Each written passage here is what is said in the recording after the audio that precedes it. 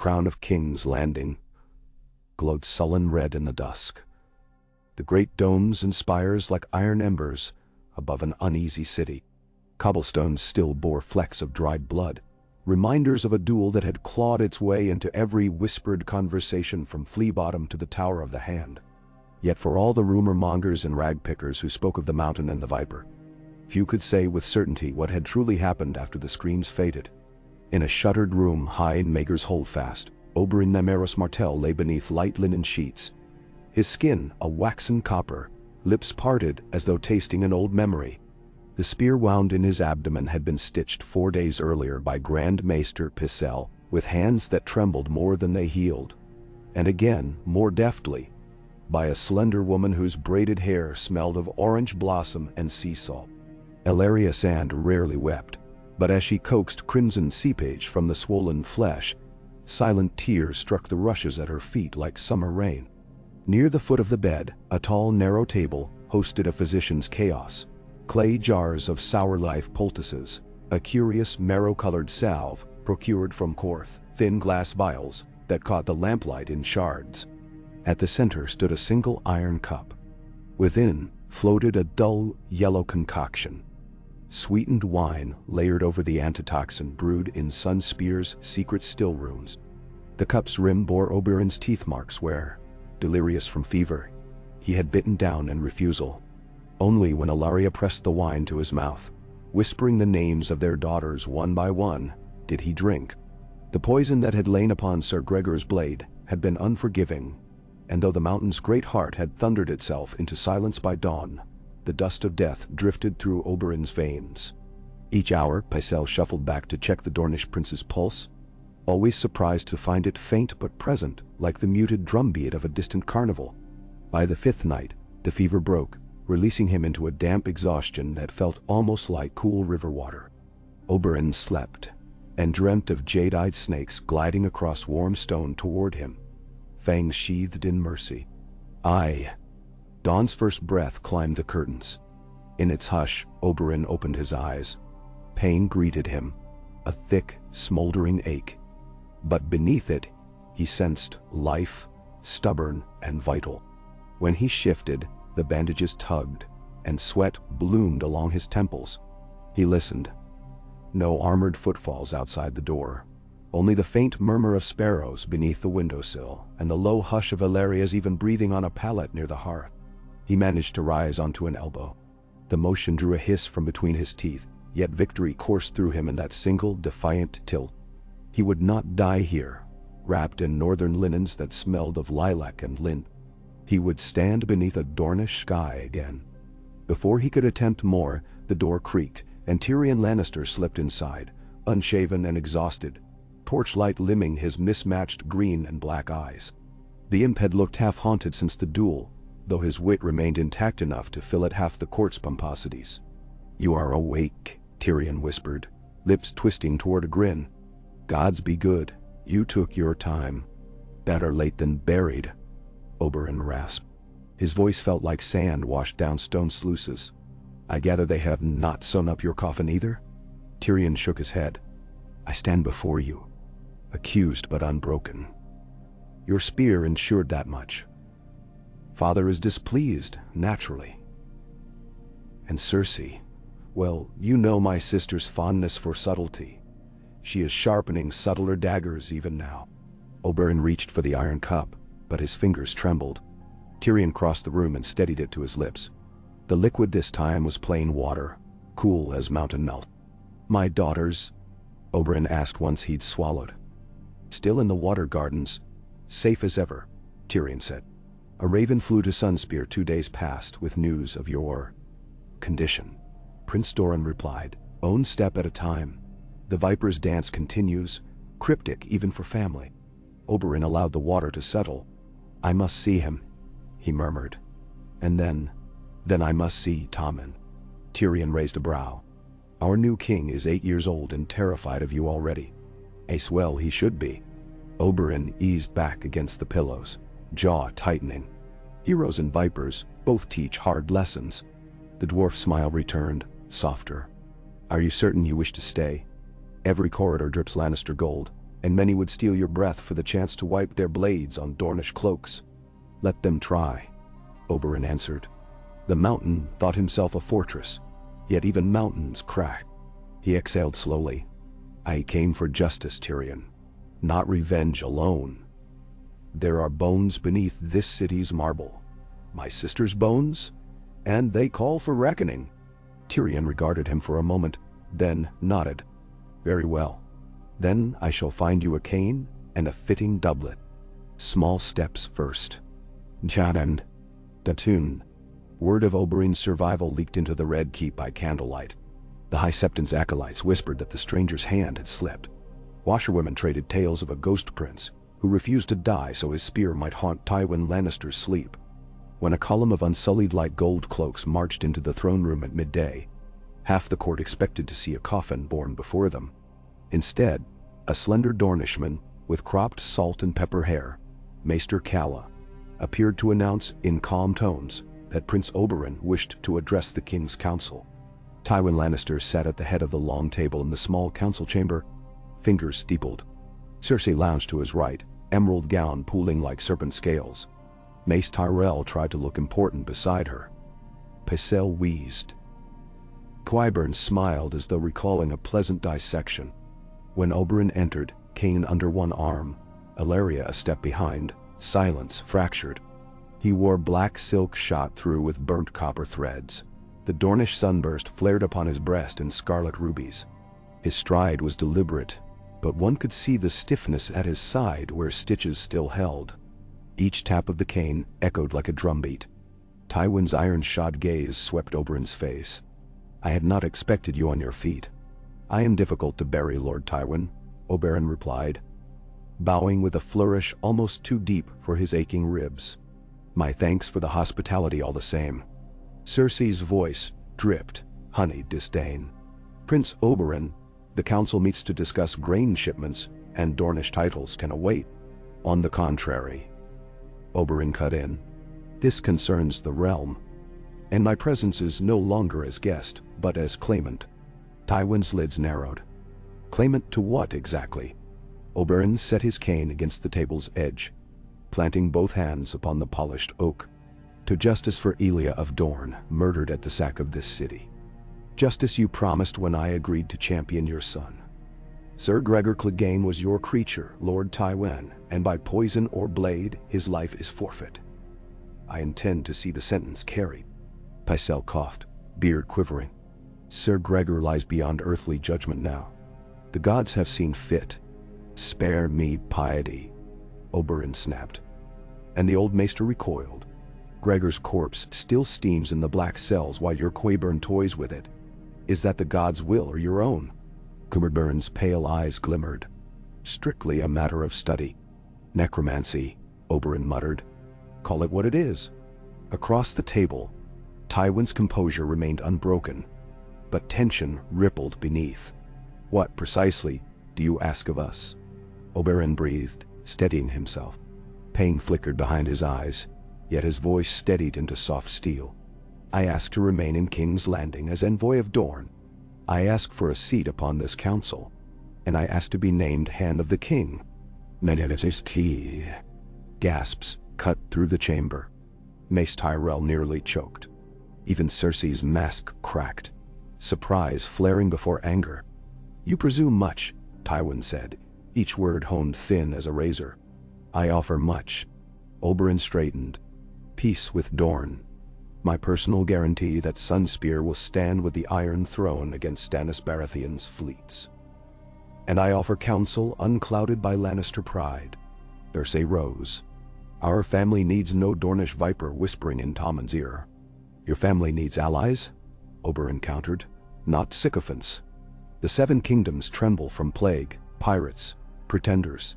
King's Landing bathes in rumor that a boy sits the throne while lions devour each other behind him. Let the realm see strength in unexpected friendship. Denrumshrine. Tywin studied him long. In that silence, the room itself seemed to constrict, as though the walls awaited the lion's roar. Yet, beneath the gold lion's mane, calculations churned. Stannis massing at Dragonstone. Ironborn raiding the Reach.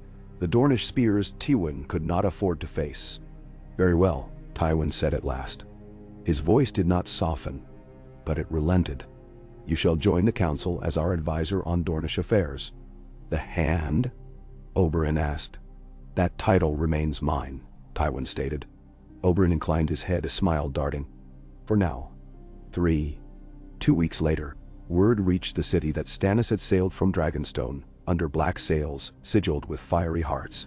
Salt-weathered ravens claimed he meant to strike the narrow sea and break the royal fleet at anchor. Panic blossomed like rot. The small folk filled septs with prayer. Nobles weighed flight. Gold cloaks drilled in the Mudgate courtyard until their boots splashed crimson mud. In the dimness of the Tower of the Hand, candles bled wax over scrolls and navigation charts. Oberyn leaned on his cane, inspecting Tywin's battle plans. The ache in his gut dulled to a throb. Manageable so long as he took the milk of the poppy, only at night. "Your lines assume fair winds," he said, tapping a map. "Stannis has storm singers. They can conjure gales against your ships." Tywin's nostrils flared. "Fables of red priests. You would wager fleets against fables?" "I prefer certainty."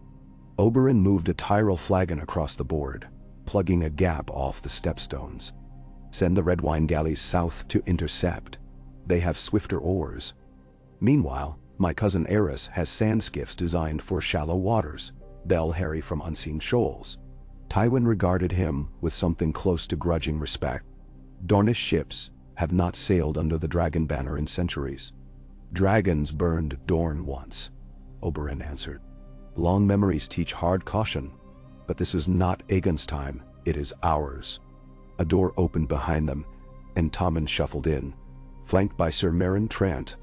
The boy king's crown sat lopsided on fair curls. Tommen stared at the miniature war waged across the table.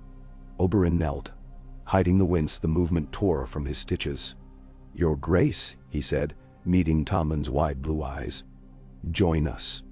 Tommen glanced at Tywin, who nodded stiffly. The boy stepped closer, fascinated by carved ship models. "These," Oberyn explained, guiding Tommen's hand, "are your captains. They sail where you command." Tommen frowned in earnest concentration. "Couldn't we talk to Lord Stannis instead?" he asked. "Ser Barristan told me wars cost many lives." Tywin opened his mouth, but Oberyn spoke first. "A wise question. Sometimes words save more lives than swords, yet words fail when men refuse to listen." He moved a small lion-engraved ship forward. "Should we at least try? Send a raven of parley?" Tywin's brows knit. "Stannis will see parley as weakness. Or as opportunity," Oberyn countered. To Tommen he said, "A good king weighs every choice, even unlikely peace." The boy brightened. "Then we shall send a raven." Tywin looked as though he might swallow his tongue, but Oberyn only smiled. A seed planted. Let Tommen learn that a king's spine stiffens when he feels choice is his own. Voyez-vous. That night, as bells told none, Tyrion met Oberyn atop the Red Keep's ramparts. Sea breeze off Blackwater Bay carried tar and brine. Below, lanterns on the river traced orange veins across the black. "You antagonize my father with almost artistic flair," Tyrion observed, handing the prince a flagon of chilled summer wine. Oberyn drank, savoring apricot tangoti. "Antagonize? I woo him. Slowly, like a scorpion tempting a bull. Each time he steps, he feels the barb in his heel." Tyrion chuckled. "And the title? One day, I shall be Hand." Oberyn leaned against the battlements. "Not for power's vanity, though I do not reject vanity, but for leverage. The 7 kingdoms rot under the weight of old crimes. My sister's blood cries louder than ever. Yet I begin to see that to punish one monster is not enough. We must spare the children their father's sins. We must spare the children their father's sins." "You speak of Tommen, and of the innocent north and south, of bastards slain in gutters so kings can sleep easier. Vengeance burns hot, but justice, true justice, must be cold and measured, lest it consume the just. Tyrion studied him. I stood beside you in the dungeon that night. I saw the hatred in your eyes when you spoke of Elia. How does one pour molten lead into frost? Nil and na. Oberyn let the wine swirl. Grief cools to iron in time. A silence passed, broken by distant gull cries. Then Tyrion said quietly, "There will be a reckoning between you and father. He knows you seek the title. Of course. And when that day comes, he may not surrender it peacefully." Oberyn's gaze drifted down to Blackwater's mirror, where torch boats bobbed. "Then let him draw his sword. I will meet him with ink and parchment, not steel. The greatest wounds in this city are inflicted by quills." "Benny." Tyrion raised his cup. "To quills then, and to serpents who wield them." The weeks slipped into months. Stannis' fleet struck at King's Landing's defense but found Dornish skiffs darting like saw-toothed shadows, slicing supply barges until the would-be king retreated toward Claw Isle. In the capital, grain stores filled, markets reopened, and the songs that drifted from alehouses began, hesitantly, to celebrate a sunburst and spear beside the Golden Lion. In council sessions, Oberyn's presence shifted power like a new star in an ancient constellation. Where Pycelle urged caution bordering on stagnation, Oberyn prodded innovation, expanded harbor defenses, tax relief for storm-ravaged Blackwater neighborhoods, and the founding of a physicers' college to study poisons and their antidotes. Qyburne's eyes gleamed at that proposal. Cersei argued it obscene, yet Tywin, calculating, allowed it. With each decision, Oberyn spoke to Tommen in low, earnest tones, explaining consequences, inviting opinion. Boy's confidence blossomed. He rode daily along the city walls with Sir Kevan, visited orphanages rebuilt with coin quietly funneled from Dornish coffers, and once dared a jest in session that made even Tywin's lips twitch. But darkness pooled in corners. Whispers that Lord Tyrell chafed at Dornish sway, that Cersei convened secret meetings with iron-fisted faith militant zealots, that Qyburne's laboratories birthed abominations stitched from dead men's sinew. One rain-slick evening, Ilaria intercepted a letter bound for Highgarden. The wax bore a golden rose, but within, Cersei's handwriting coiled. "We must remind the viper that sun-scorched vipers wither in northern chill. The time draws near." Vids. Snow fell on the King's Road, rare soft flakes that melted on cobbles before poor children's tongues could catch them. In his solar, Oberyn warmed his hands over a brazier. The wound in his side ached fiercely and cold, yet he welcomed the sting. It was proof that life remained. Alizon, the Myrish healer he had summoned from Dorne, hovered, prodding scar tissue. "You push yourself," she scolded. "The stitches healed, but the muscles knit poorly. The realm waits for no man's comfort," Oberyn replied. She dabbed oil scented with myrrh across the scar. "Neither does death." He met her gaze. "I stole time from death's books already. I intend to squander it lavishly." She smiled faintly, securing new bandages. "Then squander wisely, my prince." Moments after she departed, a raven tapped at the window panes, beak sharp as a needle. Oberyn cracked the shutter. The raven hopped upon the sill, silver tube tied to its leg. Inside, a note scrawled in the cramped hand of Prince Doran. "Eagles circle above your spear. Step lightly. Sunspear Reedy's sails, should the sky darken further. Dee. Oberyn read it thrice. Then he dismissed his guards, donned a cloak, and limped through secret passages once etched by Maegor the Cruel's masons. He emerged onto the Godswood terrace, where Tyrion often brooded. The dwarf waited already, lantern in hand, breath fogging. "You received the same warning," Tyrion guessed, eyes reflecting lantern flame. "Indeed. Father convenes the council at dawn. I expect he will move to strip you of duties." "Nananane. M.A." Oberyn watched snow gather on bare weird limbs. "But I have prepared." From his cloak he drew a slender satchel of parchment. Tyrion took one, scanning lines. His brows climbed. "Trade concessions to Braavos. Sealed with your signet and Tommen's. Signed this week. The Iron Bank will extend fresh loans only if stability remains. They prefer the Viper's accounts, Oberyn said dryly. Another parchment bore Doran's seal, the promise of 10,000 Dornish spears poised to march should Oberyn fall. Tyrion whistled. Insurance. You intend to corner father into naming you hand. Sen. He will see no path but forward. And if he summons the gold cloaks? Oberyn's eyes gleamed beneath torchlight. A blade slides silent behind gold cloaks. Tyrion shivered though the night was still. I begin to see why you inspire both fear and song. Oberyn clasped his shoulder. Stay close tomorrow. Much may change. Bessington. Morning sun rose blood orange. The small council chamber filled with tension before its lords arrived, as though the air itself braced for rupture. Tywin entered first, cloak sweeping, followed by Cersei in shadow-green velvet. Pycelle, mace, Qyburn Dara. Oberyn arrived last, cane tapping. He sank into his chair, ankles crossed, face unreadable. Tywin opened matters curtly. In light of Prince Oberyn's recovery, the council must reassess responsibilities. Certain failings. Failings? Oberyn echoed, voice silken. Pray expand. Tywin's pale eyes chilled. You overreach. Stirring the king toward reckless mercy. You funnel coin to rebuild Flea Bottom when treasuries strain. You propose alliances that benefit Dorne above the realm. Menims. The realm is Flea Bottom, Oberyn said. A starving child serves no king, save death. Enough. Tywin's palm slammed the table.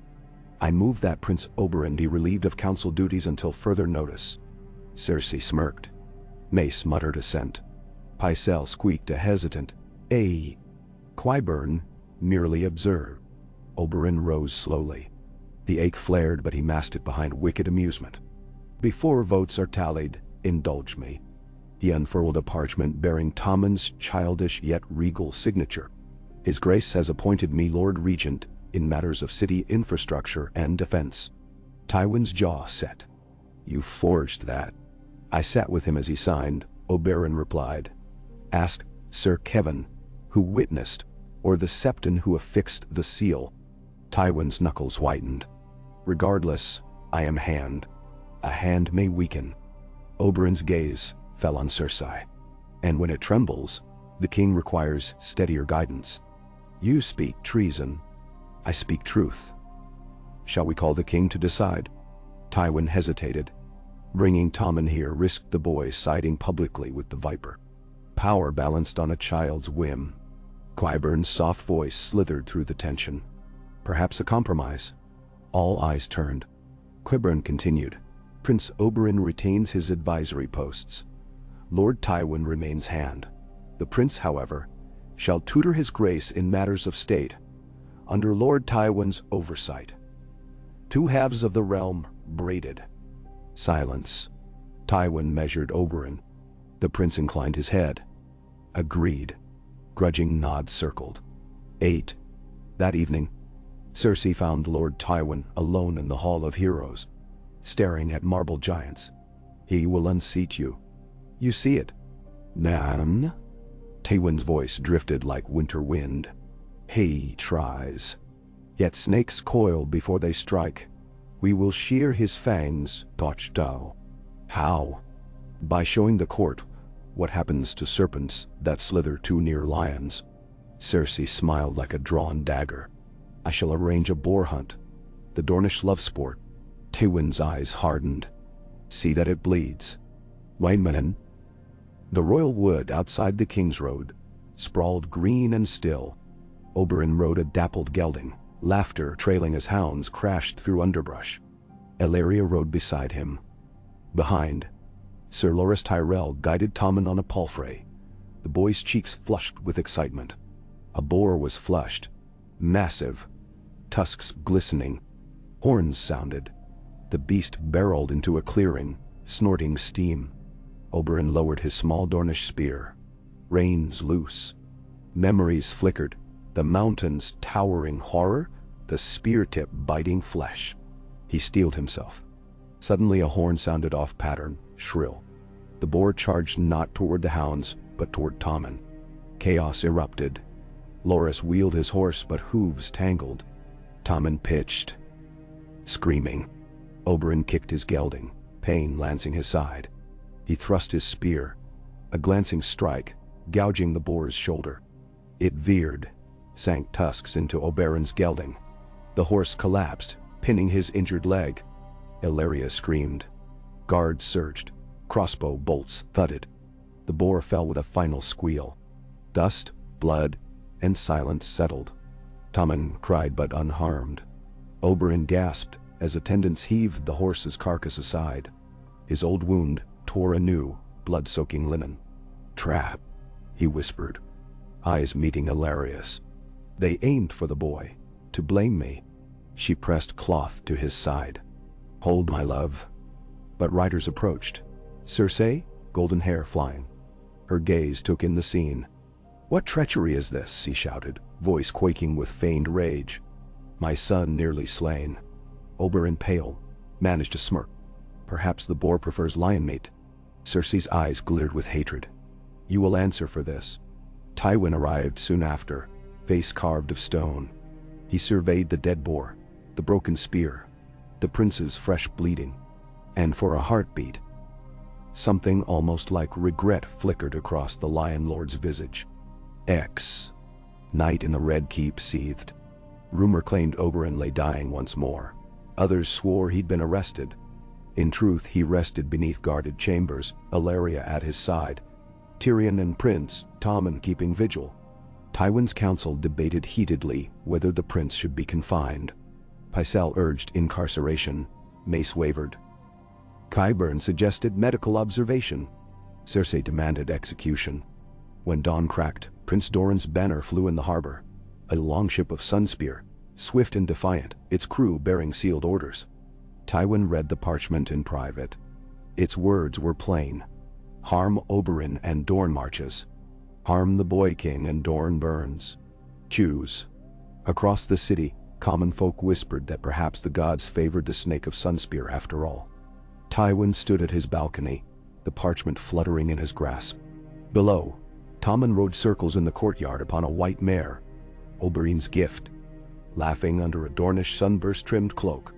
And Lord Tywin Lannister, Warden of the West and Hand of the King, realized that every net he had cast now threatened to ensnare him instead.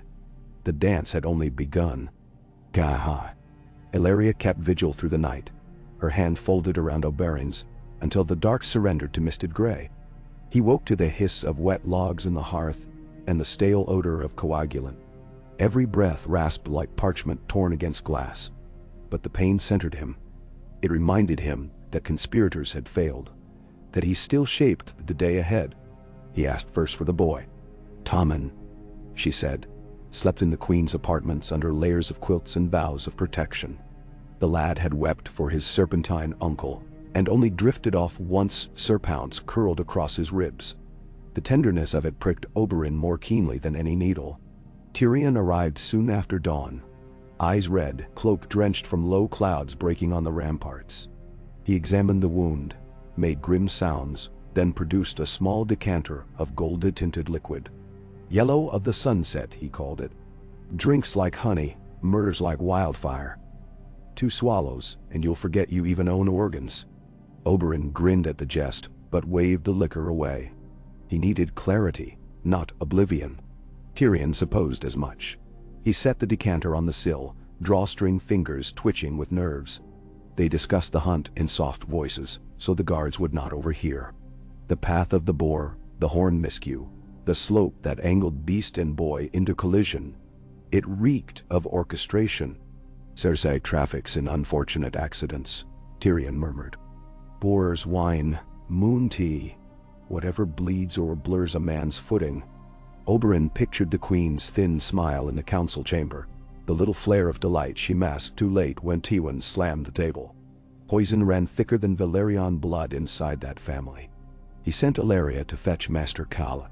While the needle and catgut steadied his side again, Oberyn studied the small hours gossip delivered by his loyal spies among the Red Keep's kitchens. The castle's whisper vine carried news faster than ravens, Mace Tyrell had pressed Lord Tywin to dismiss all Dornish riders from the Gold Cloaks.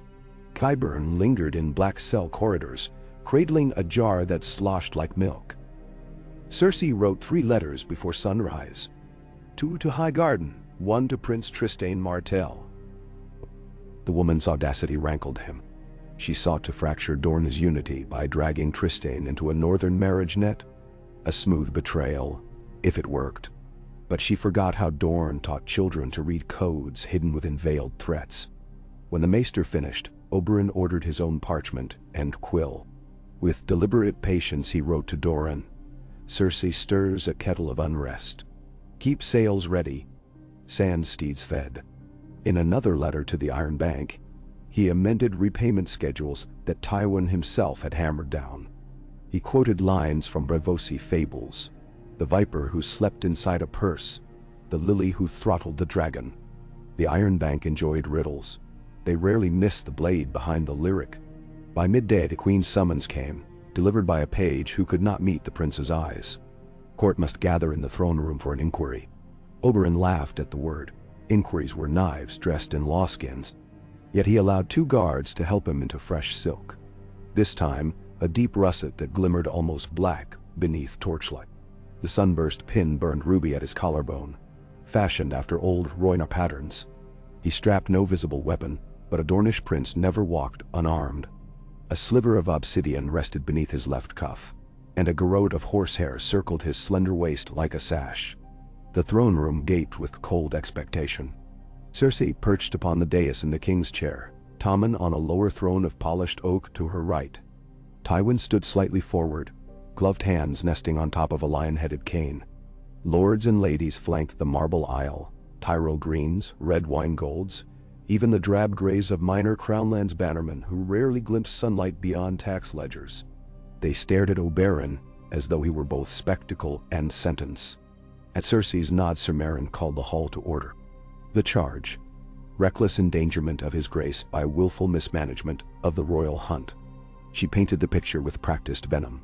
A boar spooked by negligent spearwork, mounts toppled, a child nearly disemboweled because a Dornish rogue coveted Teague the huntsman's glory. Each vivid detail twisted the court's whistles of shock into something harsher. Oberyn observed the performance with mild amusement. He bowed when addressed, but raised a single brow when she mentioned spearwork. "Your Grace," he interrupted, "the boar came from the alder grove downhill. My horse stood between the beast and Tommen. Would a man aiming to kill him place his own flesh ahead of tusk?" Cersei's lips tightened. "Perhaps you misjudged the beast's path, or you meant to appear heroic if the boy survived. A better scheme: I slit the boar's throat in its pen, then wail how I saved us all from rot," Oberyn replied. Voice silk and menace intertwined. "But I prefer tidy hunts."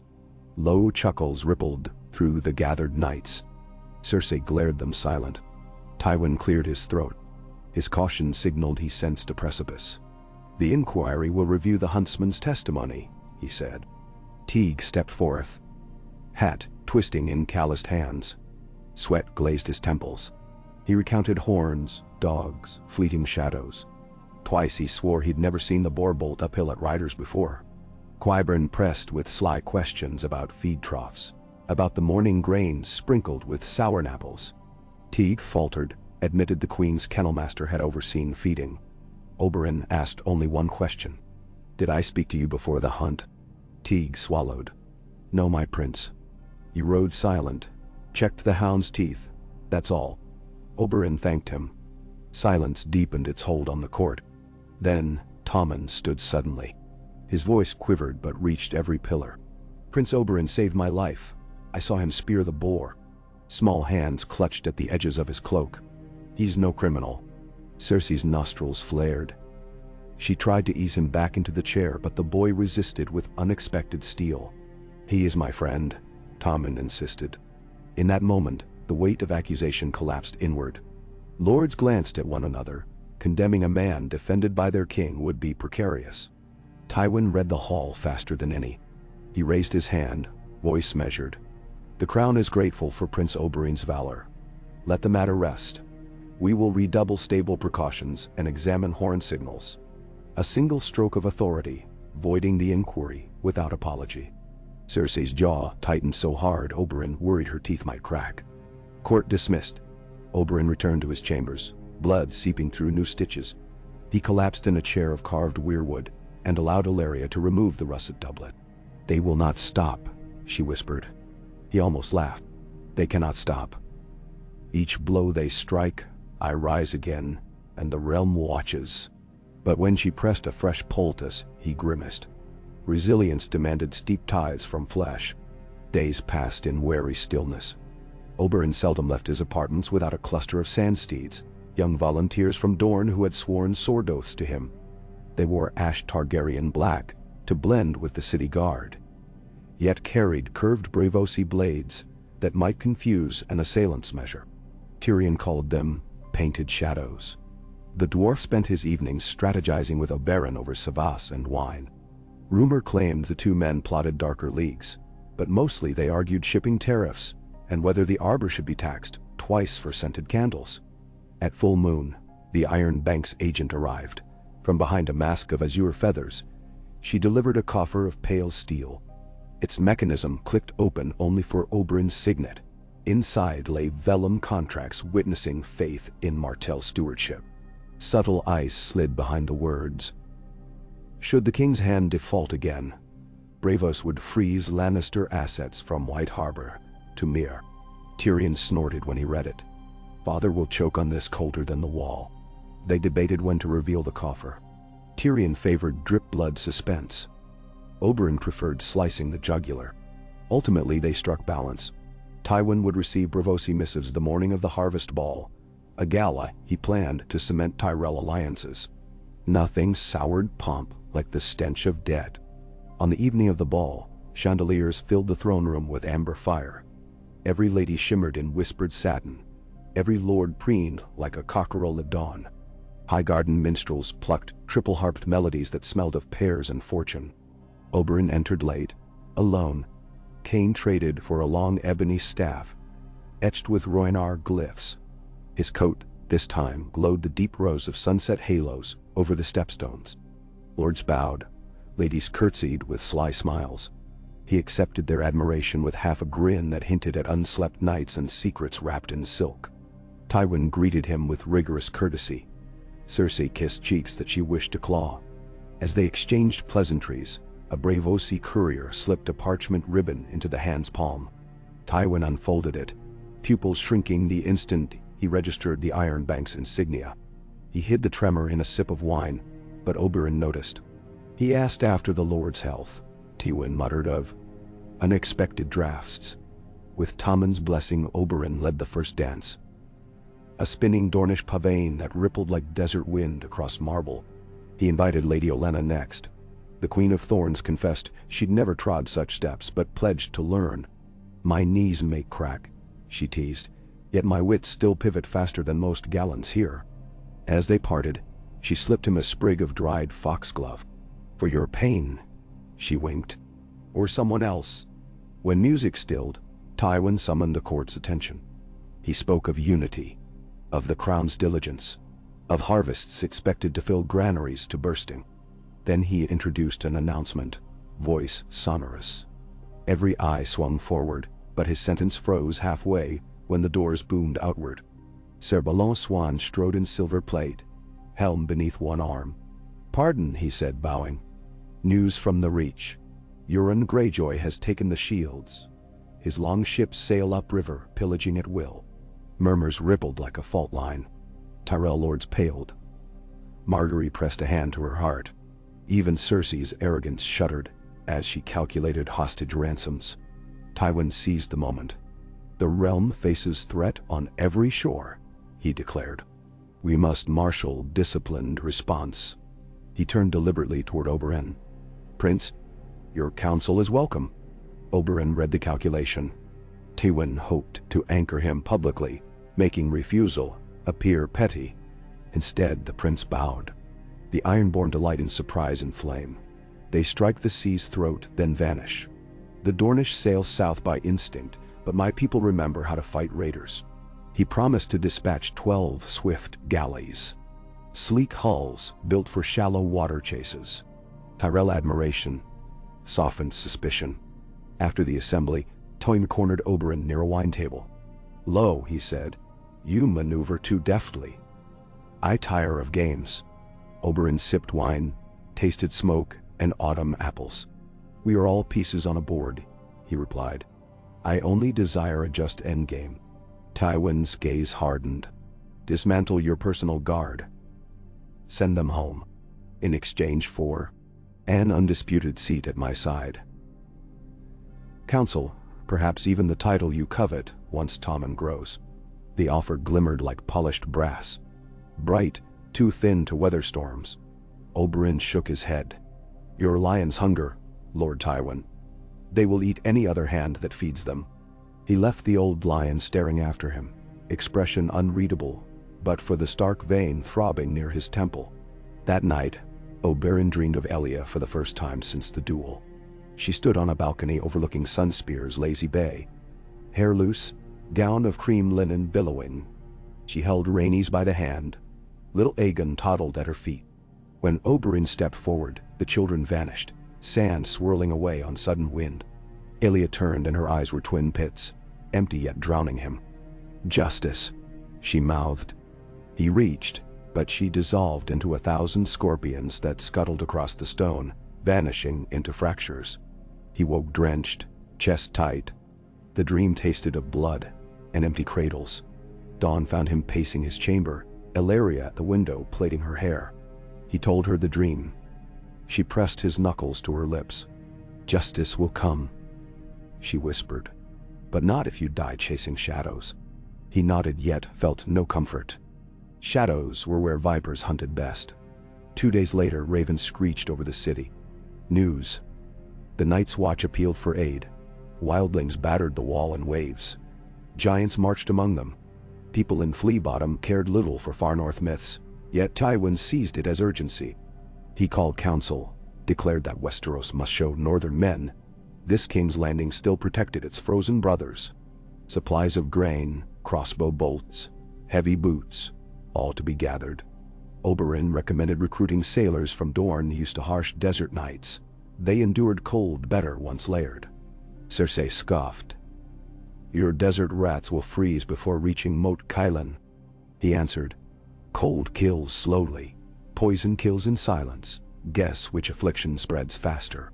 She paled, outraged, but held tongue.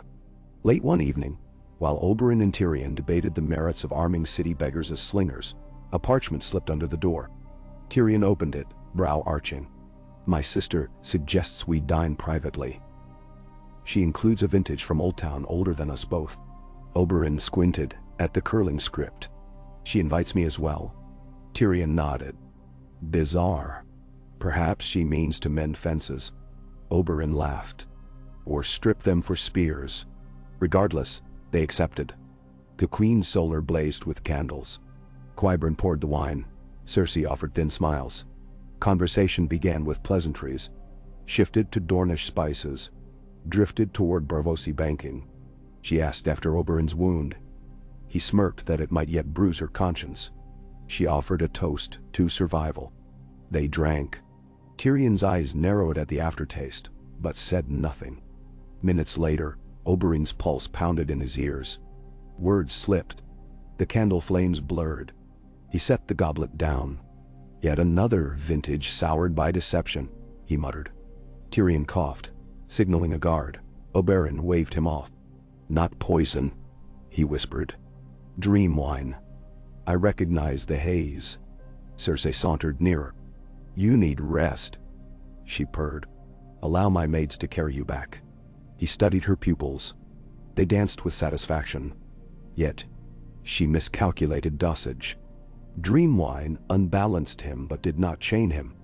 He rose, staggering, and bowed deeply. "Your concern warms me more than wine," he said. "Tyrion, escort me before I collapse." They departed, leaving Cersei frowning at her failure. Back in Oberyn's rooms, Tyrion paced. "She tries again and again. We need one strike." Oberyn, head swimming, traced patterns on the table. "Soon." His voice thick. "Very soon." In the weeks that followed, Fleets met ironborn in fog off the mouths of the Mander. Dornish galleys sliced through kraken sails, red wine hulks battered longships. Word reached the keep of Prince Aerys' death, gored by Greyjoy axes. Oberyn mourned. His grief shored new resolve. At council, he pressed Tywin for a full naval commission with Dornish captains. Tywin balked at the cost. Oberyn revealed the Iron Bank contracts, the interest blades. Mace Tyrell saved face by offering Highgarden coin to match Dornis. Tywin's jaw ground granite. That night, alone in his study, Tywin wrote a letter to Kevin at Casterly Rock. The Viper coils beyond reach. Prepare contingencies. Send Sir Jaime with discreet men keen to silence storm and sand alike. He sealed it with crimson wax, unaware that a slim silhouette in balcony darkness noted the crest, marked the rider's departure at dawn, and slid down ivy to inform Prince Oberyn before cockcrow. Jaime returned within a fortnight, sunburned and weary. He bowed to Tommen first, ignoring Cersei's frantic embrace. She hissed questions of secret kills. He shook head. Sunspear bristles, he said. Too tight a knot. Tywin scowled. Oberyn encountered Jaime later, training yard echoes ringing. The Kingslayer's golden hand gleamed as he sparred left-handed with Adam Marbrand. Oberyn waited until swords lowered, then said quietly, "A pity we met across a corpse memory instead of a friendly list." Jaime regarded him warily. "Is any list friendly?" Oberyn half smiled. "Depends on the champion. My spear always prefers honest opponents." He limped away, leaving Jaime pondering. Winter crept over King's Landing by stealth. Frost-webbed lantern brackets, wind knifed through cracked walls, beggars burned dung for heat. Oberyn opened soup kitchens, paying potters double wage for vast earthen cauldrons. The money came from his own chests. When Pycelle complained of overspending, Tommen reminded him that warm bellies kept riots small. Pycelle grumbled, but complied. Around this time, birds circled the Red Keep each dusk, croaking Dornish nursery tunes. They were spies trained by the blind priests of Volantis, purchased for a fortune. Their messages pinned the shape of Tywin's counterplots like insects on vellum. One note warned, "Lannister envoy offers ransom to Storm's End men for testimony forging proof of Martell treason." Another, "Qyburn perfects elixir to mimic strangulation through seizure. Tests on street urchins." Oberyn shared these whispers with Tyrion, who drank heavily. "My family writes symphonies for corpses," he muttered. Yet Oberyn's strength also waned. The old wound reopened in the cold. Fever came in waves. He hid weakness with stale poppy and leaf smoke, but Ilaria noticed trembling when he laced boots. She begged him to sail home. "Let Doran navigate politics while you breathe sea air," she pleaded. He touched her cheek. "Not yet." In mid-moon of the icicle tide, ravens brought word of a Stark girl sighted in the Vale, traveling under the name Elaine. Rumor suggested Sansa lived under Littlefinger's watch. Cersei demanded her head for treason. Oberyn argued the child had committed no crime. They debated until Tommen, emboldened by lessons in justice, decreed that the girl be offered sanctuary first. His words shocked the hall into hush. Tywin protested. Sansa was a bargaining piece against the North. Oberyn replied that pawns sometimes grew into queens. Tywin's wrath thundered. Oberyn's smile sharpened. That night, Tywin visited Qyburn's hidden cells. The pyromancer's corridors echoed with iron scrapes and ragged breathing. Behind a reinforced oak door a shape loomed, towering, masked in bandages soaked with strange fluids. The smell of death clung heavy. Qyburn promised. He obeys only those whose voices he has tasted. Tywin stared at the monstrosity, remembering his wife's soft laugh, his children's first cries, every triumph carved from stone.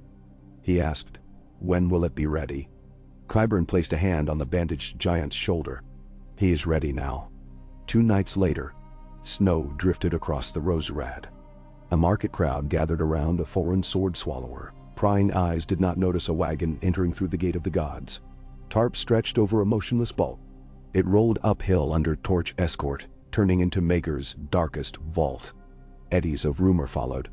Some said Tywin imported a bejeweled statue. others a siege engine. Tyrion smelled dread.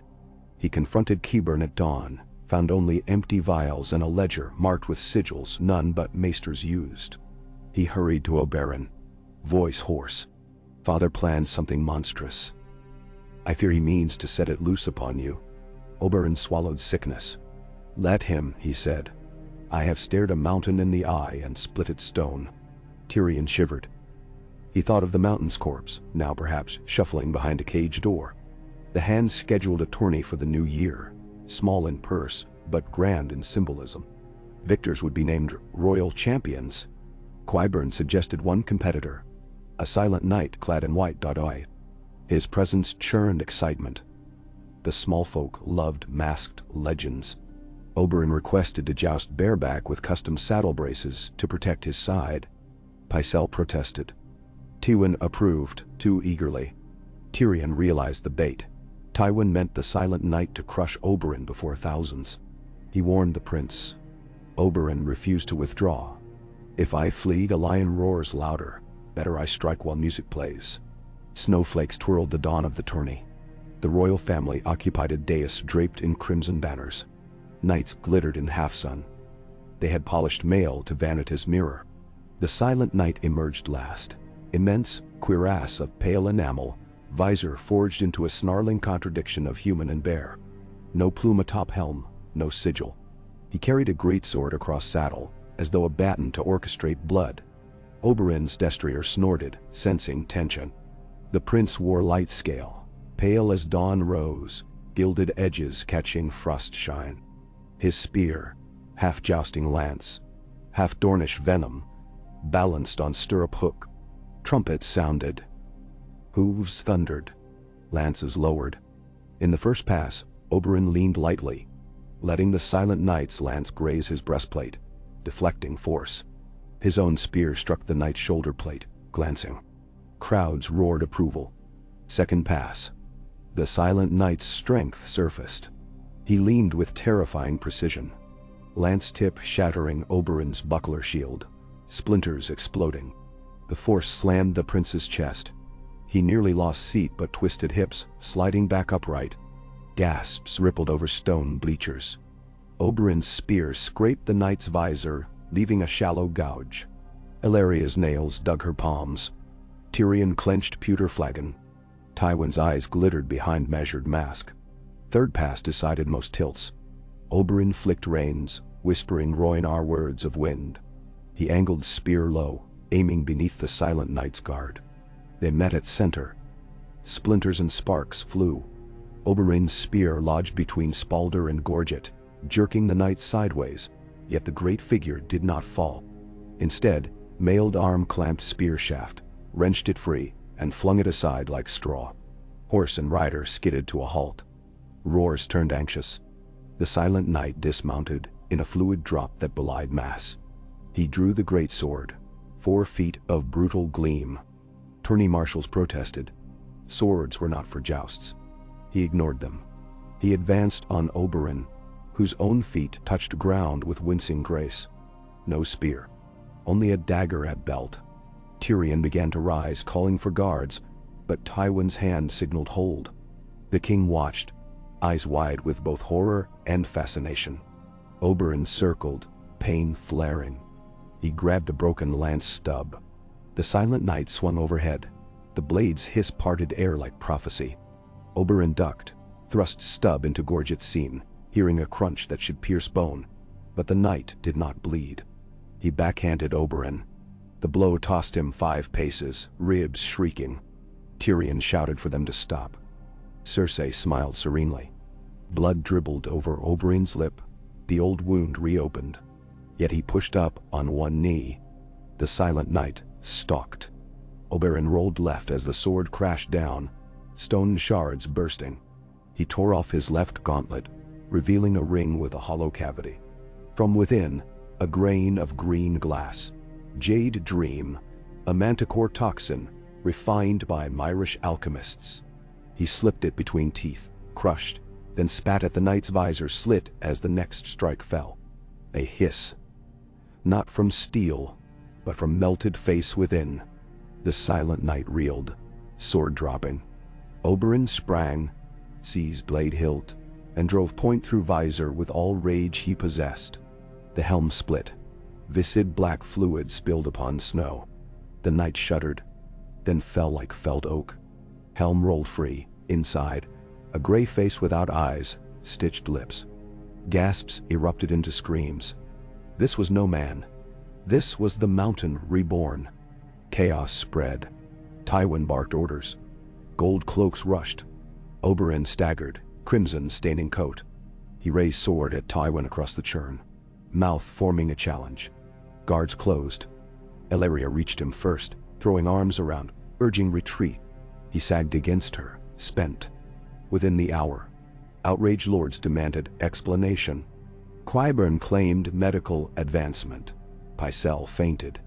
The High Septon screamed blasphemy. Tywin tried to salvage order. He claimed Sir Gregor's death sentence satisfied long ago, and this was but a new champion against the realm's enemies. Few believed. Tommen trembled. He had watched necromancy spill black blood. That night, the boy sought Oberyn's chambers.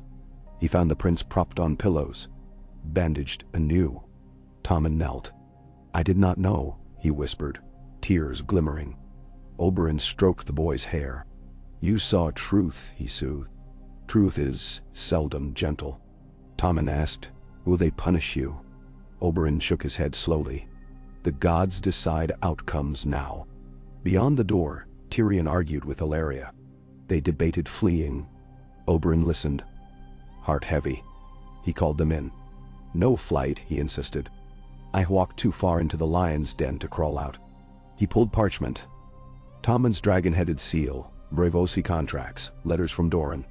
"Tomorrow," he said, "I confront Tywin in council. The realm will judge him." Dawn bled pale over ramparts. Rain threatened, but held back, as though sky new spectacle demanded clear witness. Small council assembled, tense. Oberyn arrived cane-free, leaning only on staff. Tywin, circles under eyes, remained seated when others rose. Oberyn laid documents on the table. He spoke softly. The first parchment. Braavosi demand for immediate repayment, else seizure of Lannister shipments. The second. Doran's pledge of unconditional support to the crown provided Oberyn be named hand. The third. A royal decree signed by Tommen upon seeing the undead knight, stripping Qyburn of office, denouncing dark arts, and stating the need for a just hand untainted by such works. Silence stretched like garrote wire. Mace Tyrell read each page, face blanching. Olenna's eyes narrowed sly satisfaction. Pycelle slammed fist, calling sacrilege. Cersei hissed. Tywin's gaze lifted, cold as obsidian. "You strong-arm a child into decrees?" he growled. Oberyn met that gaze. A child saw horror and chose daylight.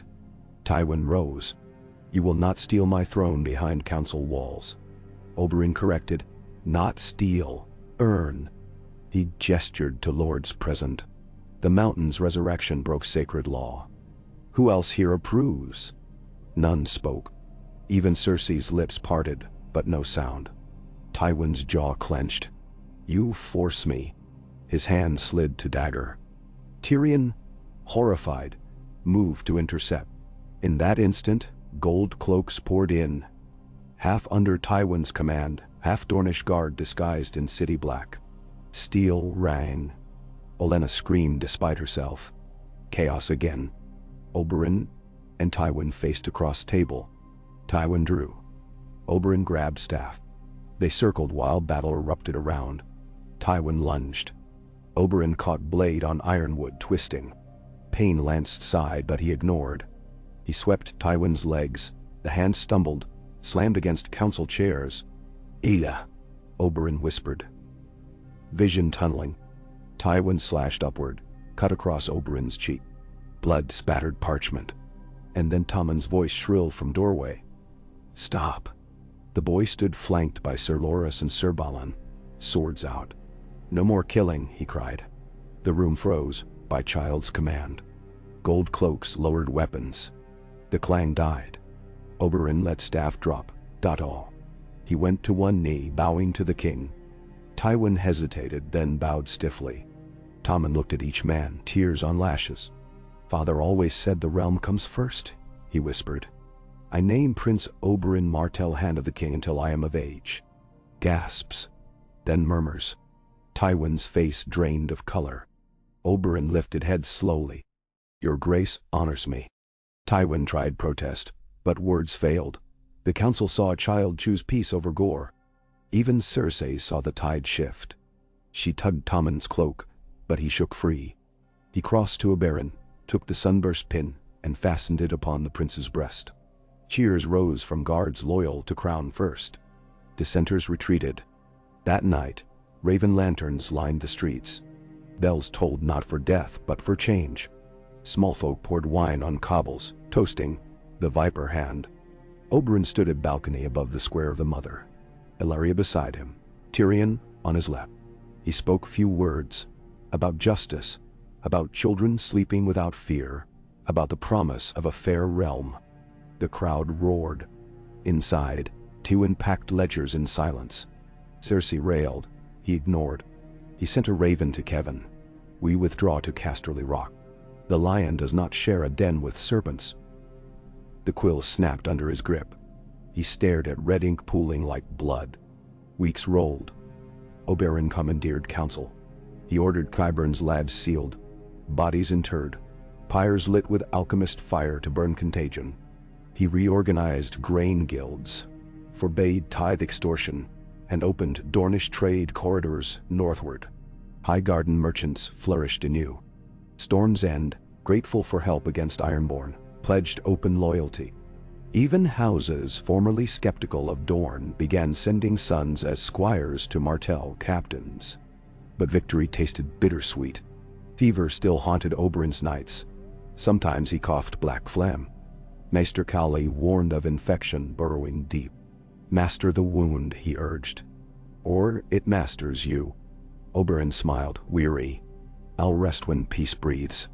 On the eve of spring, sand snakes arrived. Abara with spear, Nymeria with lash, Tyne with soft smile and daggers dipped in basilisk blood. They planted themselves as wardens of the prince. Court gossiped, uncertain whether to fear or admire. Oberyn welcomed daughters passionately. Tommen, wide-eyed, asked Tyne to teach him knife tricks.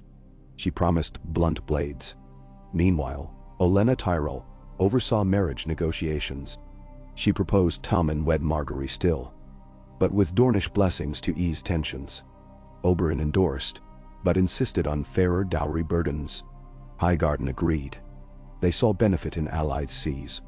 And so, beneath a tender sun that hinted at reborn harvests, banners unfurled across King's Landing. The stag crown above Golden Lion rose twined with spear and blazing sun. A strange union, forged by poison, tempered by blood, yet sharpened to purpose. On the balcony where mad kings once spat wildfire decrees, a new hand stood tall, pain pulsing beneath silk but eyes alive with promise. He watched gulls spiral over Blackwater, thinking of Elias' laugh, of Rhaenys chasing kittens along Dragonstow's halls, of vengeance transformed into shield.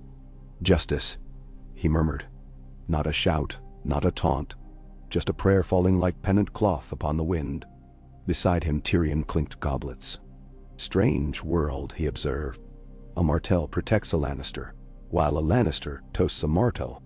Oberyn smiled. Stranger still. Tomorrow they may kill each other again. Tyrion saluted lightly. Let us drink to today, then.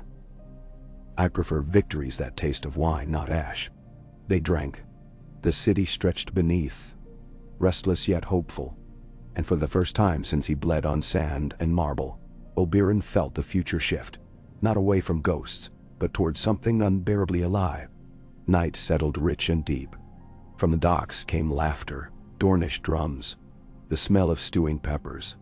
In the quiet that followed, Oberyn laid upon his bed, Ellaria's fingers tracing the scar that began all paths. He whispered promises of Sunspear summers, of water gardens glittering, of daughters wrestling chala blossoms into each other's braids. She listened, eyes shining. One day soon, she said. He kissed her brow. One day. And somewhere in the echoing crypts beneath the rock, a lion dreamed of roaring skies, and saw only sand blotting the horizon. Okay. Winter's first true storm broke across King's Landing like a cracked drum, thunder rolling along the Blackwater before sunrise. Snow pushed in slanted sheets that turned rooftops white and dulled the red banners still hanging where Tyrell roses and the Martell sunburst embraced the crowned stag. Torches sputtered in the outer bailey. Guttering pitch left bright scars against the gray. In the Tower of the Hand, Oberyn Martell listened to the wind scrape the shutters and thought how even the sea salt gales of Sunspear had never carried such a chill. He stood at the casement in a robe of thick wool lined with summer gold silk, fingers flexing to counter a stabbing ache that blossomed in his wounded side whenever the cold deepened. The ache was part of him now, a companion at council and in the narrow moments that came before sleep. But this morning, it felt sharper, like a reminder from the stranger that debts were still on the ledger.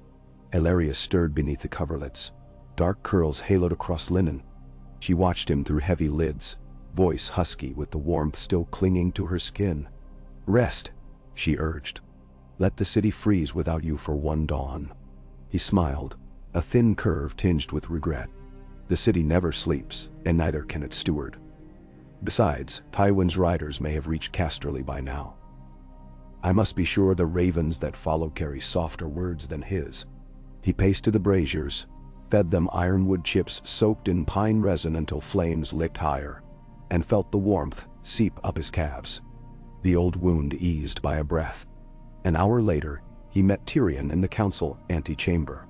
The dwarf's cheeks were raw from a wind that seemed to shred even fur. He stamped his boots, scattering fresh snow over the carpets, and produced a sealed letter bearing the green sigil of House Tyrell. "From Olenna," he said, shaking damp from his cloak. "She warns the harvest wagons moving up the Roserad have been stalled by drifts near Bitterbridge. The Highgarden lords worry the city will starve if we do not dredge the roads." Oberyn tugged on doeskin gloves dyed a deep red. "Have the Alchemists Guild ready fire sand barrels at the worst drifts, and hire every salt worker from Blackwater Rush to break the ice. Pay them double day wage. A hungry man riots, an employed man digs. Memnatupni." "Malabda." Tyrion nodded, stuffing the letter away. "And speak of riots, my sister petitions the throne again. This time to grant her temporary regency powers, while Tommen convalesces from nightmares." A rueful grin. "Apparently she blames you for the boy's inability to sleep. Too many spears in his dreams. Tommen carries a kinder heart than most in this castle." Oberyn replied, striding for the vaulted door. "Tell her the Hand respects any mother's concern, though not every mother's ambition. She may present her request before the full council at midday." Tyrion cocked an eyebrow. "You enjoy tightening the snares, don't you?" "Only when the prey is adept at chewing through rope." Midday's council convened in the solar overlooking a snow-veiled godswood. The fire crackled, but warmth lingered only close to the hearth, leaving most lords braced in ermine and reserved discontent. Maester Pycelle sniffled behind a scarf, each wheeze fogging the lenses of his reading glass. Lord Mace Tyrell arrived last, fussing over frost on his mustache, while the Queen took her chair with a measured flurry of dark green velvet and subtle perfume. Tommen was absent, kept by Sir Balon in a cozy library with Sir Pounce on his lap. But the new royal page, a plump reach boy named Garwin, hovered to carry messages in and out. Cersei began without preamble, voice pitched to glide above coughing merchants. "Your Gracie's slumber grows restless," she announced, though the king himself was not present to confirm it. "When a boy dreams nightly of monsters stalking these halls, viper fangs, resurrections, Dornish daggers, he grows frail. I ask for temporary guardianship of sovereign duties until his grace regains calm." Her glance flicked like a knife toward Oberyn, who set his ink quill down. "The Hand sits precisely for such times," he said evenly, "and the council as whole for weightier matters than lullabies. Yet a mother's voice soothes more than any regent's decree." She folded her hands in a picture of injured devotion. "Surely Dorne holds family sacred."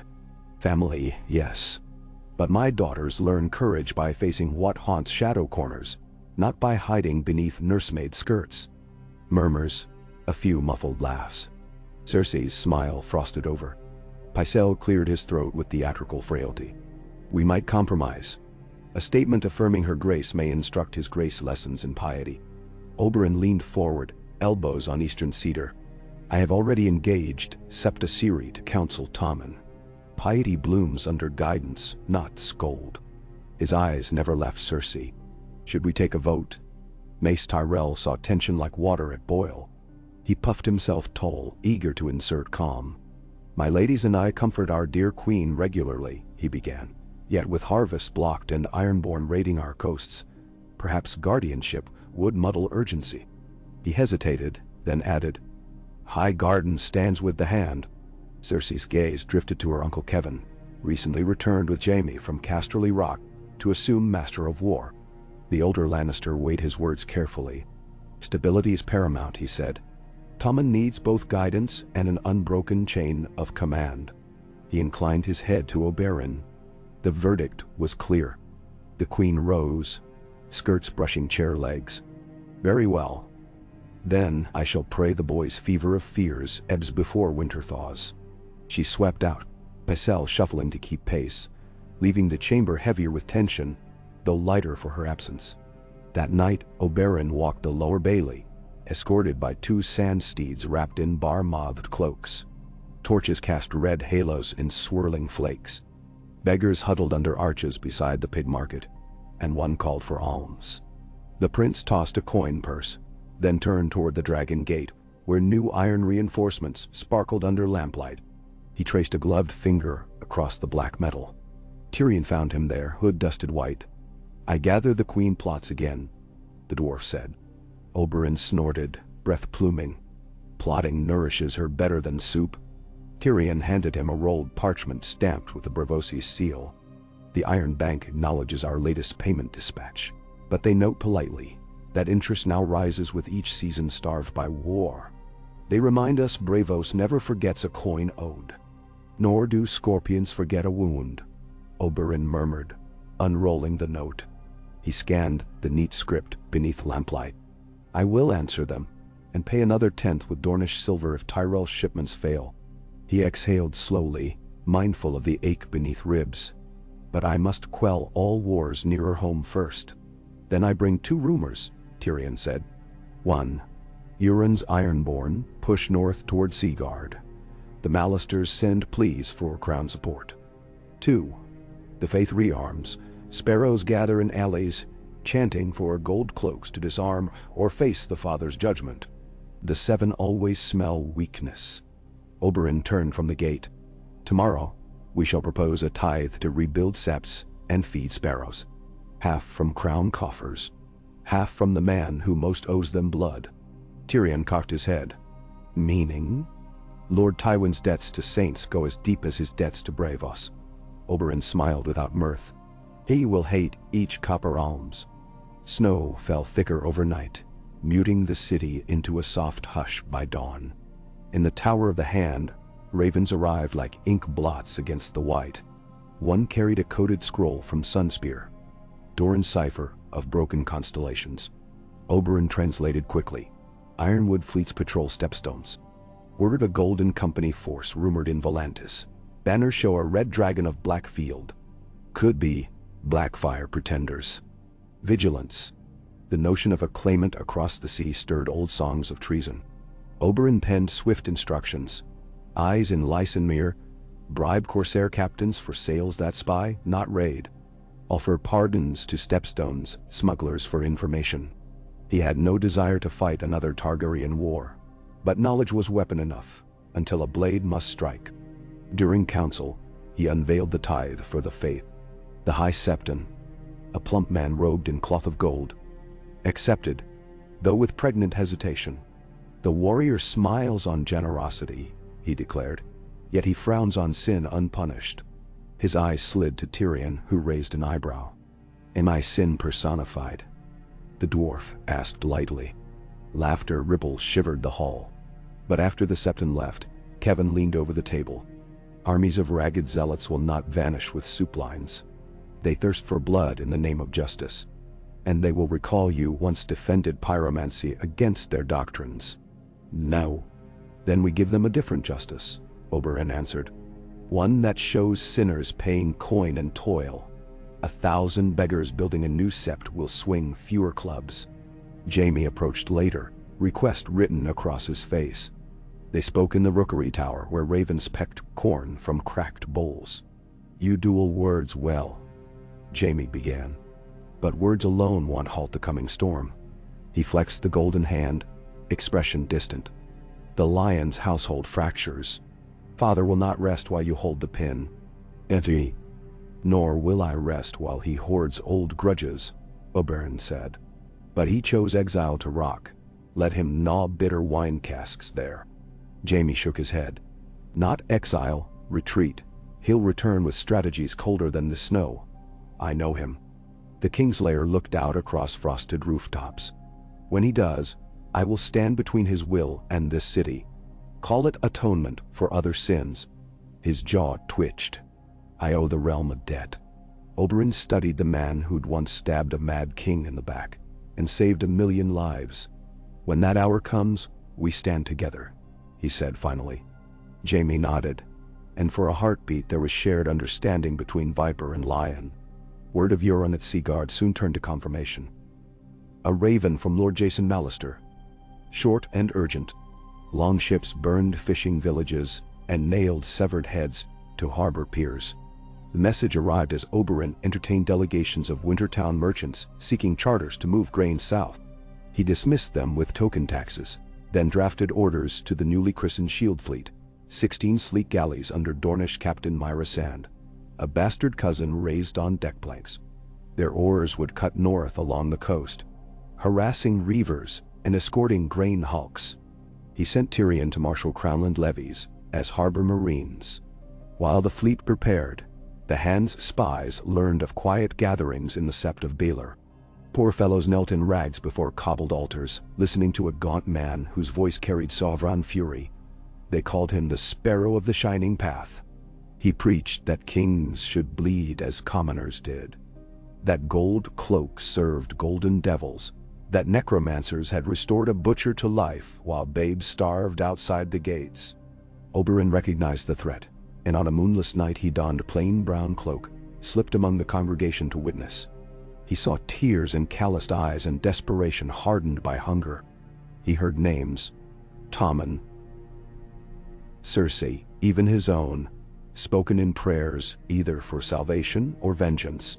He understood that steel could call zealots, but only bread, respect, and visible punishment of villainy would geld their cause. The following dawn he summoned Qyburn, under heavy guard, and stripped him of privileges. The disgraced maester's chain had long been removed. Now Oberyn removed his laboratory. Vats smashed, tinctures poured into the freezing moat. The silent giant's remains were taken by pyromancers beyond the Dragon Gate and burned with enough wildfire to crack stone. Green flames painted the dawn. A column of smoke curled like judgment across the bay. Small folk watched from walls, some cheering, some awed to silence. Tyrion stood beside Oberyn at the battlements. You just incinerated a fortune in questionable science, he said. I prefer good science, Oberyn replied, and unquestionable fortunes. Not all cheered. Cersei confronted him in the Queen's ballroom, flanked by 2 members of the Kingsguard, Sir Osmond and Sir Meryn. Both hearts more coin than honor. Her fury blistered. You dare destroy property of the crown, she hissed. That monster belonged to the realm's defense. That monster belonged to no realm, only to fear. Oberyn's calm flamed behind his dark eyes. Fear eats itself. I merely hasten digestion. Nah. She lunged, nails sharpening, but Jaime intercepted, grip around her wrist. She glared at her twin, betrayal twisting her face. You stand with him, she spat. Jaime's gaze hardened. I stand with Tommen. Even as the Queen plotted, the storm of sparrows gathered.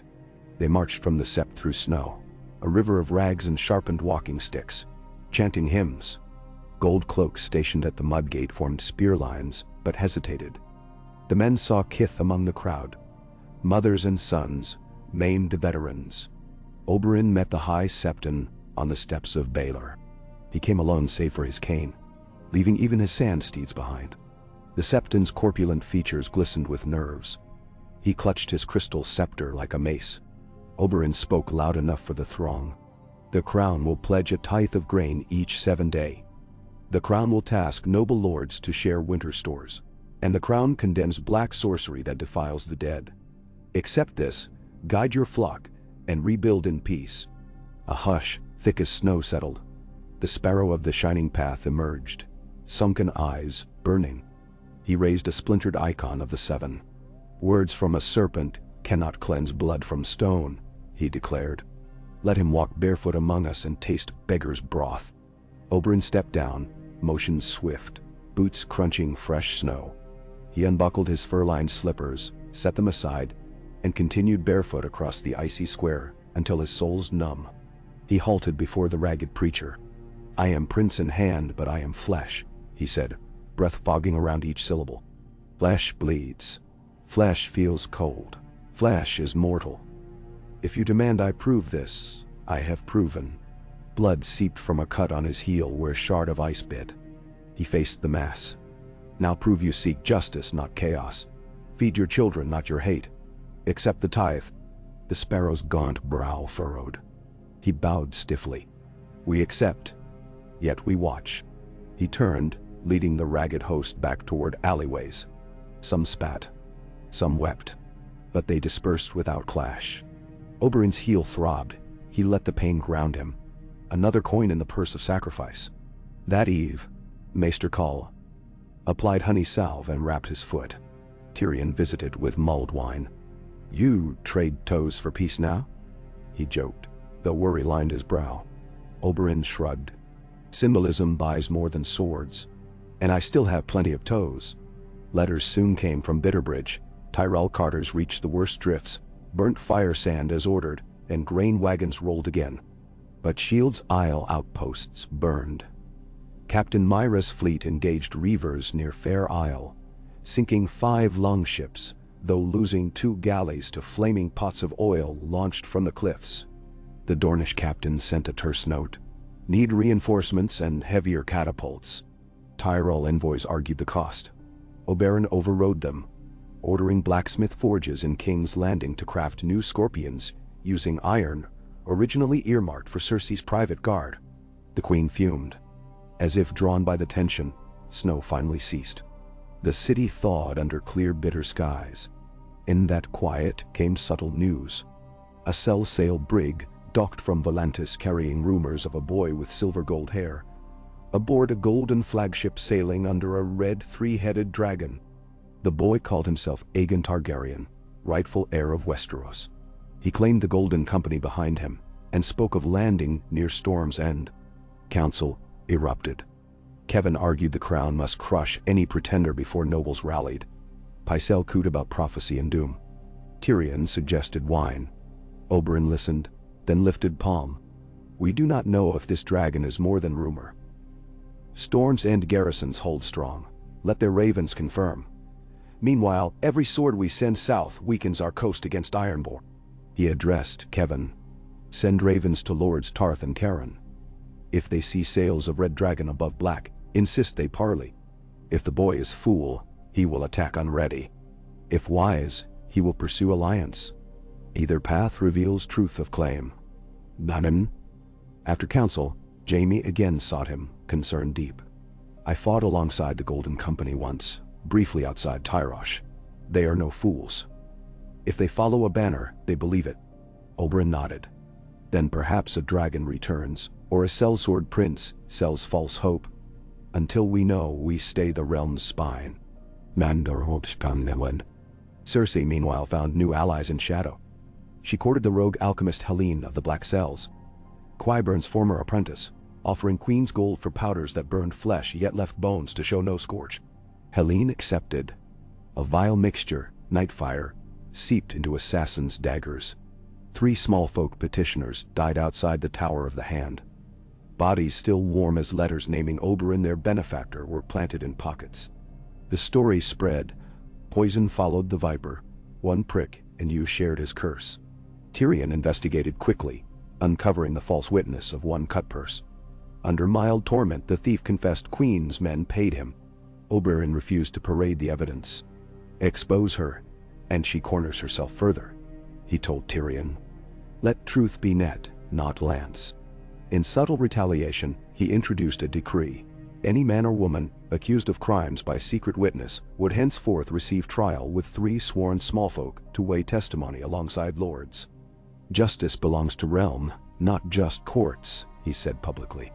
The edict delighted sparrows, commoners, even merchants wary of Lannister bribery. Cersei threw a goblet that shattered the Myrish tiles of her solar. A fortnight later, Myra Sand's shield fleet beat back Ironborn at Seaguard long enough for Mallister bowmen to reclaim the piers. In thanks, Lord Jason sent a cask of river wine and a falcon with russet plumage named Swift Bite. Oberyn accepted the wine, gifted the falcon to Tommen. The boy beamed, renaming it Flutterlance, and promised not to forget the Martell kindness. Tiny gestures, Oberyn thought, built bulwarks against louder lies.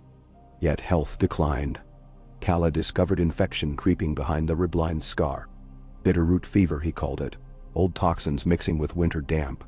He urged rest in ocean air, or at least hot springs of Dragonstone.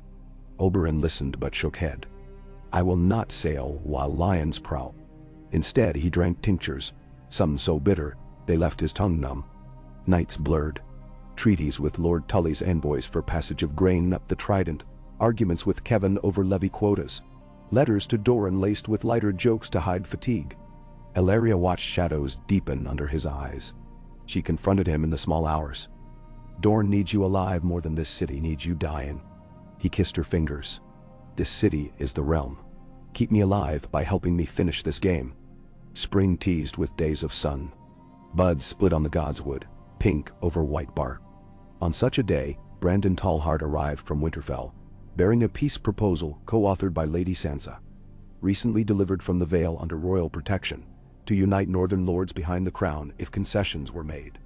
Pardons, grain subsidies, and investigation into their dead. Oberyn welcomed Tallhart with warm wine and a seat beside the hearth. They spoke long about vengeance and healing.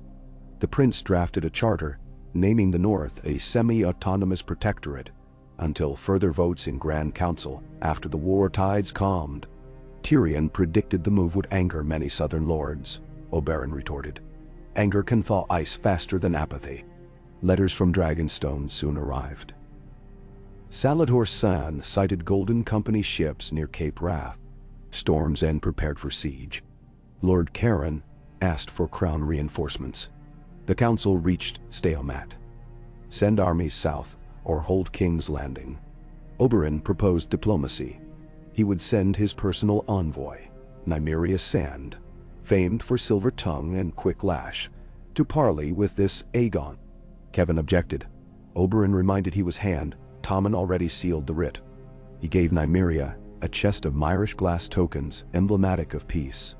Kevan approached Oberyn privately. Your health fades. You hide it, but I see. Oberyn chuckled. Perhaps I borrow strength from each breath left. Kevan's jaw tightened. Stag, rose, sun. Symbols help.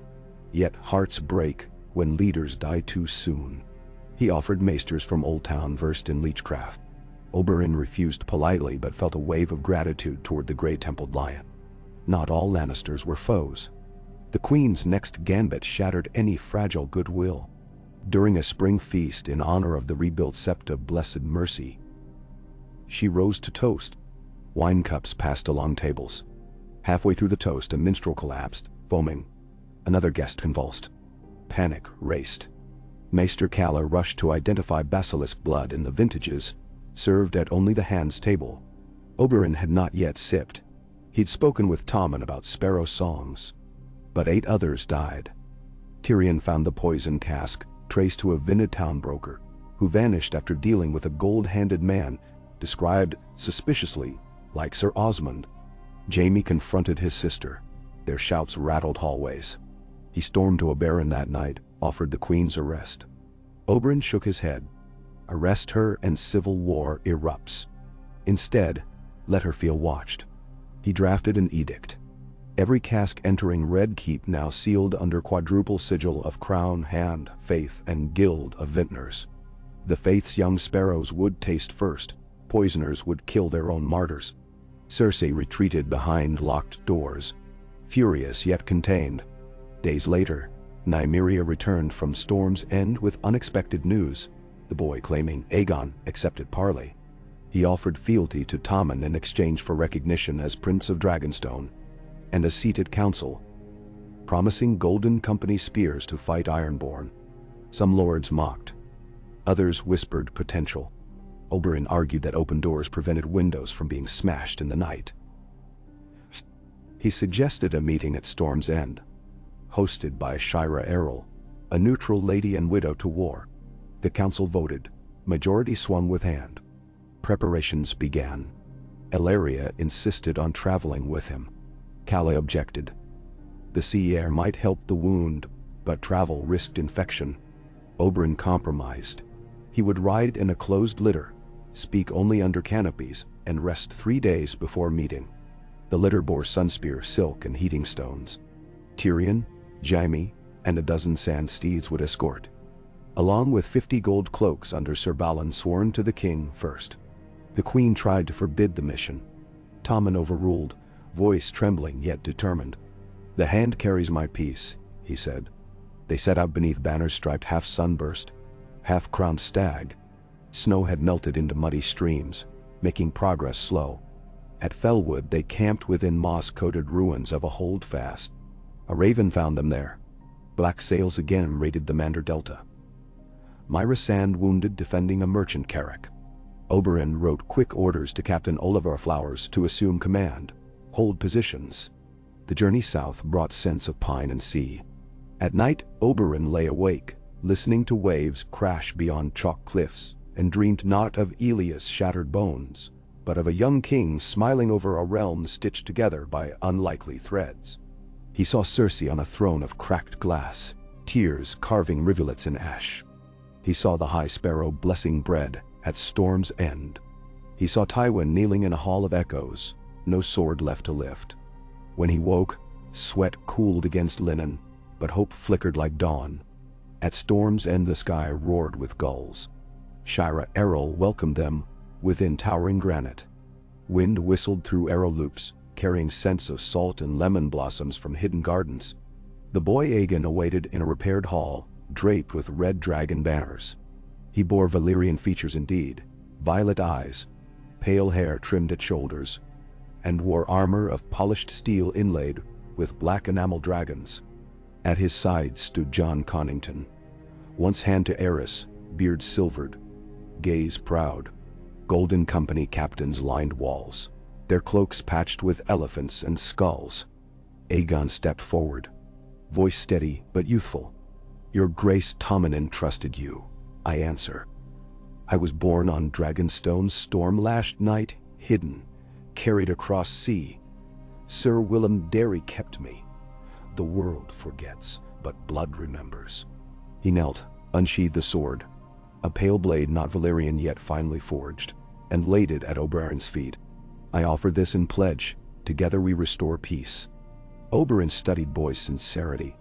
He sensed rehearsed speeches, yet also conviction. He addressed Connington. "If your prince means to help, he must do so as sworn banner, not rival. He must prove by deed." He lifted the sword, feeling its weight. "Ride north with me. Help crush Ironborn. Stand before Tommen. Let the realm judge." Aegon glanced at his captains. Some frowned but nodded. "We ride." They sealed packed with wine served in clear glass decanters, each taster sampling first. When Oberyn sipped, he tasted crisp apple and clove, nothing more. Yet later that evening, fever surged. Calla found his pulse racing, wound inflamed, red spiderwebs creeping. "The journey taxed you," he cautioned. "No more rides until this calms." He bled the wound, applied fresh leeches traded from Essos. Oberyn clenched his teeth. The convoy departed Storm's End within 2 days, Golden Company outriders flanking Dothdijsai. News traveled ahead. A dragon prince marched under the Hand's leave. In King's Landing, Cersei smashed a mirror. Tyrell courtiers whispered of new alliances. Kevan paced ramparts, measuring future wars. Near Tumbleton, a messenger reached them. Ironborn retreated. Myra Sand retook the Shield Islands, though Olivera fell. The realm cheered. Oberyn ordered songs written for both captains. Then he collapsed in his litter, fever dreaming deserts aflame. Tyrion sat beside him, wiping brow with cool cloth. "You bleed your life into this realm," he whispered. "What if the cup will never fill?" Oberyn opened cracked lips. "Then they will remember a viper's sting beyond sand." He slept again. They re-entered King's Landing on a breezy morning. Citizens lined the streets. Some wary, many curious at the sight of elephant-patch cloaks among Dornish reds. Cheers followed. Aegon rode near the litter, scanning gates with obvious awe. At the Tower of the Hand, Oberyn rose, leaning on Tyrion's shoulder, and presented the boy to Tommen in the throne room. The young king rose, eyes wide but kind. He descended steps, offered hand. "If you come in peace, I welcome you," he said. Aegon knelt. "Cousin, I swear by sword and name." Gasps. For first time, the realm glimpsed two sons of different ages claiming same blood yet clasping hands. Cersei stormed in, demanded arrest. Kevan tried to soothe. High Septon prayed. Oberyn coughed blood into scarf. Calla hurried forward. The hall's noise blurred. Oberyn saw banners swirl overhead, sonorous as desert winds. He felt Illyria's fingers catch his elbow.